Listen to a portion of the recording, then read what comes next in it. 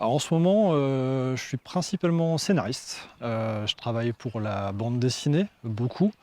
Je m'occupe de l'adaptation, d'Elric avec mon camarade, Jean-Luc Cano. On vient de boucler le tome 4 qui sort, dans un mois, donc on est très contents. Ça clôt le 1er cycle. Je fais une adaptation de Conan avec, l'ami, Valentin Séché qui faisait les Métabarons juste avant. J'ai quelques projets en bande dessinée qui se préparent, donc on en parlera avec plaisir un peu plus tard. Je bosse sur plusieurs projets de séries dans des univers assez différents. Et je manque pas d'activité. Je donnais des cours de narrative design et de jeux de rôle à l'ISART de Paris. Donc c'est assez chouette de pouvoir passer de l'autre côté, d'essayer de transmettre un peu ce qu'on a appris sur le tas, parce qu'on vient d'une génération où il n'y avait pas d'école de nos métiers, pas d'école de scénario, pas d'école de jeu de rôle. J'ai fait un gros break pour faire d'autres choses, parce que voilà, son métier d'écriture, c'est changer de support aussi et changer d'équipe et de collaboration. J'ai beaucoup travaillé pour des business games, des serious games, et au final, ce qu'on met sur la table, c'est notre savoir-faire d'auteur de jeux de rôle. Inventer des univers, des histoires, des personnages, cohérent. Le jeu de rôle, j'ai pas vraiment arrêté d'en faire. Mais Vermine me manquait, j'étais pas allé au bout du développement de l'univers, qui est un univers qui est redevenu plus actuel que jamais, en fait, avec ce qui se passe en ce moment et ce qui va se passer demain. Et j'avais envie de revenir à proposer un nouveau Vermine comme si je le faisais aujourd'hui, comme si c'était le premier Vermine, en fait.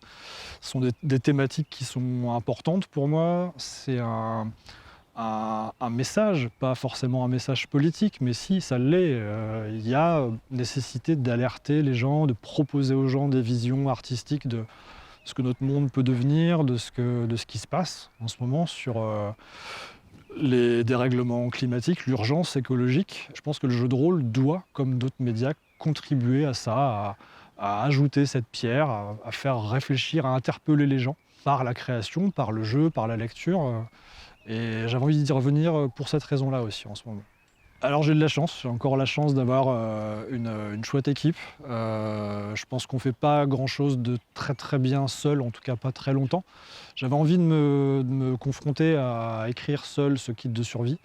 Et je savais déjà que pour la suite de la gamme, j'avais envie du point de vue d'autres personnes. J'avais envie de profils aussi d'auteurs, d'autrices, qui ne sont pas forcément des gens à qui on confierait un scénario, une nouvelle, ce genre de choses, et d'avoir des points de vue différents là-dessus. Une des particularités de Vermine, de l'univers de Vermine, c'est cette notion de rumeur, de subjectivité. On ne sait pas ce qui est vrai ou pas. Le livre univers, il est intégralement écrit à la première personne par des narrateurs différents. Des survivants, des survivantes, des responsables de communautés, des chamans fous.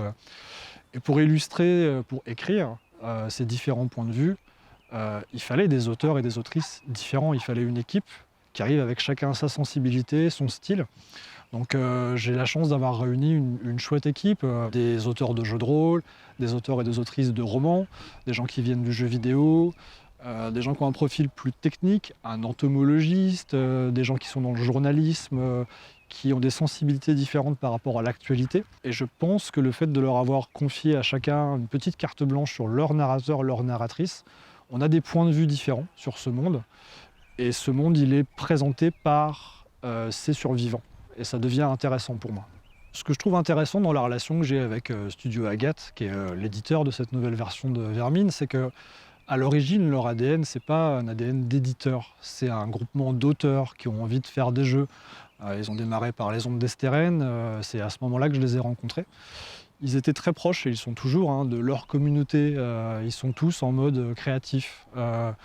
Ils sont tous auteurs de jeux de rôle, ou illustrateurs, ou maquettistes, et ils ont tous cette approche de la création qui n'est pas forcément celle de tous les éditeurs, qui ont plutôt une approche qui est très professionnelle, du marché, des livres, de la fabrication, etc. Et j'aimais bien cette rencontre avec des gens qui font le même métier que moi, sur d'autres univers, mais qui font le même que le mien. Donc on se comprend. C'est assez chaotique, au sens positif du terme, c'est que c'est plein d'idées.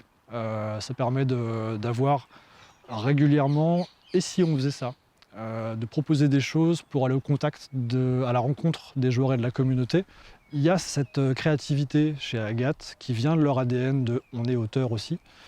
Et ce côté un peu fou, allez viens, on y va. On va faire un grand concert pour Estérène, on va faire une bière sur Vermine, on va emmener les joueurs dans les bois faire des stages. Et c'est cool cette relation. Voilà, c'est précieux.